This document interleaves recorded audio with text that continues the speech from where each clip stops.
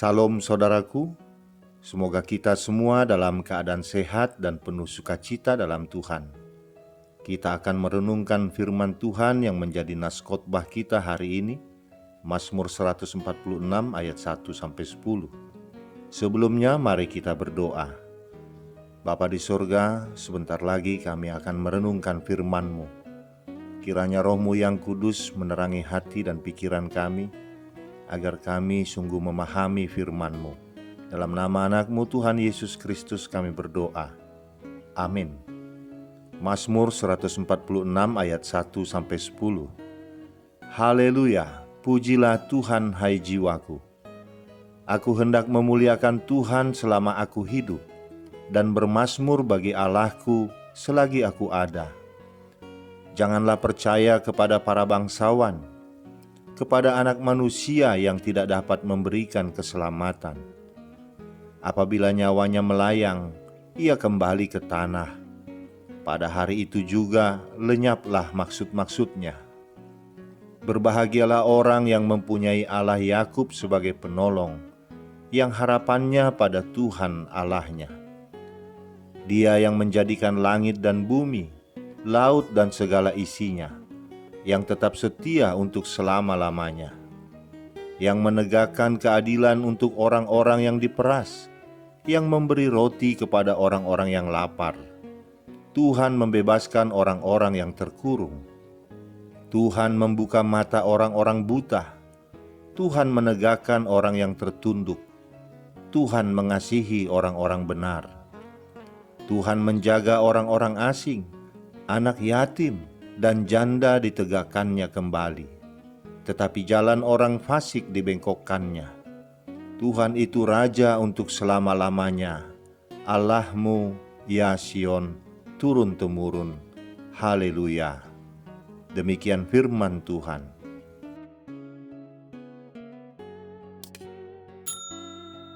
Saudaraku, seorang anak remaja laki-laki yang merupakan anak tunggal dari sebuah keluarga yang tinggal di sebuah kompleks perumahan, selalu diganggu oleh kakak beradik rekan sebayanya. Seringkali dia dibuli dan mendapat aniaya dari kakak beradik itu, berupa pukulan, tamparan, juga jambakan di rambutnya. Jika dia berani melawan, kedua kakak beradik itu akan lebih hebat lagi memperlakukannya dengan semena-mena. Anehnya, satu kali pun dia tidak pernah mengadukan hal itu kepada kedua orang tuanya. Dia hanya memendamnya dalam hati. Mungkin dia takut atas ancaman kedua kakak beradik itu. Namun ada seorang mahasiswa yang bersimpati kepadanya, yang selalu membelanya apabila kedua kakak beradik itu menganiaya atau membulinya.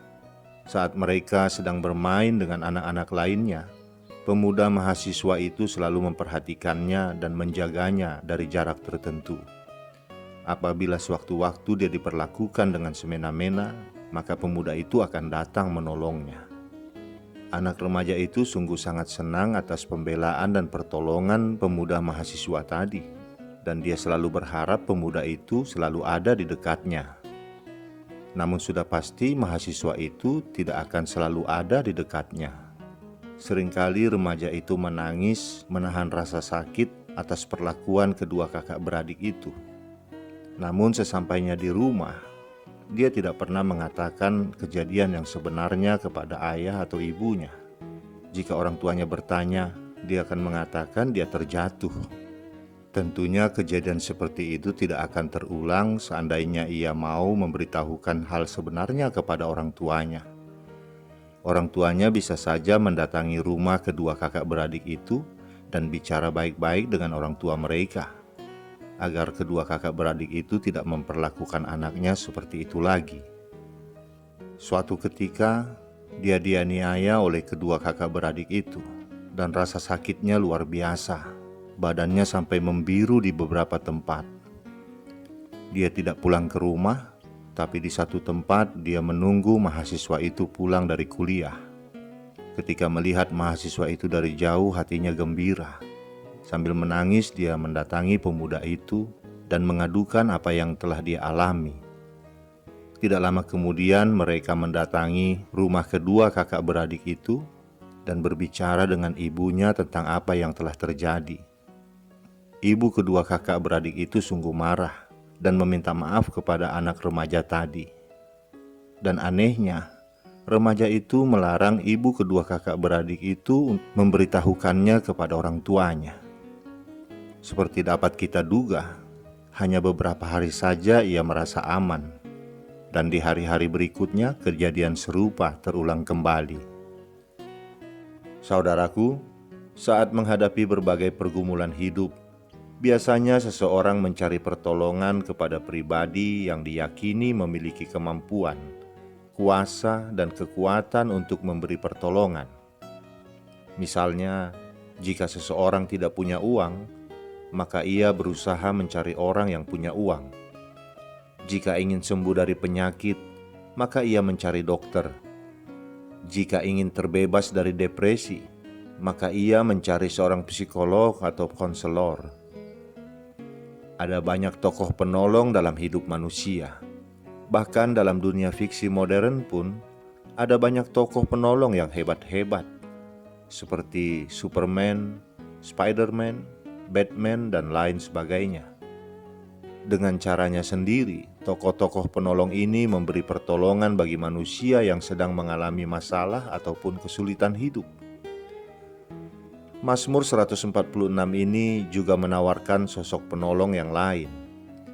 Sang penolong itu tidak lain ialah Tuhan Allah sendiri. Pemazmur yakin bahwa hanya Tuhanlah satu-satunya sang penolong yang handal. Hal itulah yang dikemukakan dengan sangat jelas dalam judul Mazmur ini. Hanya Allah satu-satunya penolong. Firman Tuhan ini sangat penting sebagai pedoman bagi kehidupan kita semua. Sebab umumnya banyak orang yang lari kepada manusia untuk mencari pertolongan dan melupakan Tuhan sebagai penolongnya. Saudaraku, 5 pasal Mazmur terakhir, mulai dari Mazmur 146 sampai Mazmur 150, disebut Mazmur Hallel. Karena kelima Mazmur tersebut selalu diawali dan diakhiri dengan seruan Haleluya. Ada hal menarik jika kita mengamati kelima pasal di kitab Mazmur ini, yakni Mazmur-Mazmur ini tidak memuat sepatah kata pun tentang permohonan atau permintaan kebutuhan pribadi. Semuanya hanya tertuju kepada Allah sebagai satu-satunya yang layak dipuji. Hal ini sangat luar biasa, karena akhirnya puncak seluruh ziarah kita dalam mendalami kitab Mazmur bermuara pada seruan Pujilah Tuhan. Dalam nas khotbah ini, pemazmur menyatakan dan menegaskan, Pujilah Tuhan, hai jiwaku. Ia mengajak jiwanya sendiri untuk memuji Tuhan. Ini adalah nada khas mazmur individual, mazmur pribadi, yaitu seni mengajari diri sendiri, seni menyemangati diri sendiri untuk memuji Tuhan atas apa yang telah Tuhan perbuat baginya. Puji-pujian itu tidak hanya dilakukan temporer atau sewaktu-waktu saja. Misalnya kalau sempat, kalau ingat, kalau lagi senang. Bukan seperti itu, melainkan ia hendak melakukannya selama ia hidup, selama ia masih ada. Dengan kata lain, selama ia masih bernafas.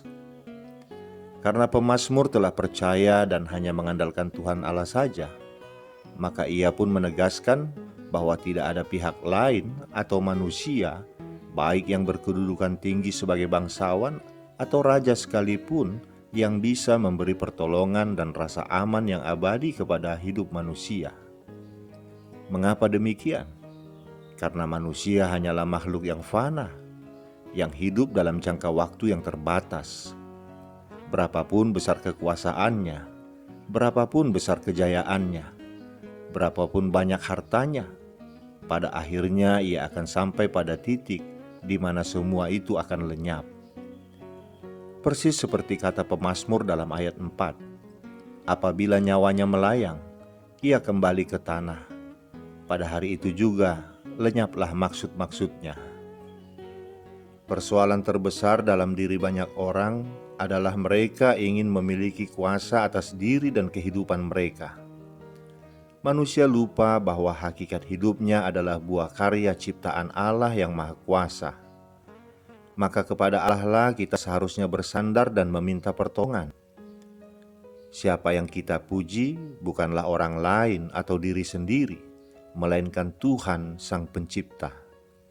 Sebab di dalam namanya ada keselamatan dan pemeliharaan yang kekal.